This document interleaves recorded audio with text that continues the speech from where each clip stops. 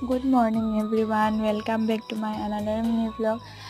আৰু আজি কাতি বিহু যিহেতু সেইকাৰণে সকলোকে কাতি বিহুৰ বহুত শুভেচ্ছা জনালোঁ। আৰু ৰাতিপুৱা শুই উঠিয়ে মোৰ খাব মন গৈছিলে কিন্তু আমাৰ ঘৰত সকলোৱে নাখায় বাৰু, সেইকাৰণে মই নিজেই বনাই খাব লগা হ'ল। আৰু মই জল্দি বনাই আজি মানে অলপ প্লেনিং কৰিছোঁ কাতি বিহু যিহেতু, সেইকাৰণে জল্দি খাই কৰি লৈ মই গ'লোঁ জেঠাইহঁতৰ ঘৰলৈ।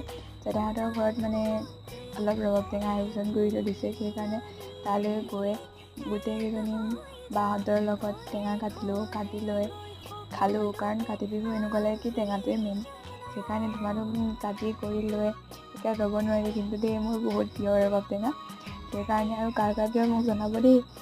তাৰপিছত গোটেইকেইজনীয়ে খালোঁ, কাটি কৰি খাই লৈ আৰু দিনটো একো প্লেনিং নাই যিহেতু, সেইকাৰণে টেঙা খাই লৈ আৰু আজি এইখিনিতে এৰিছোঁ। বাই।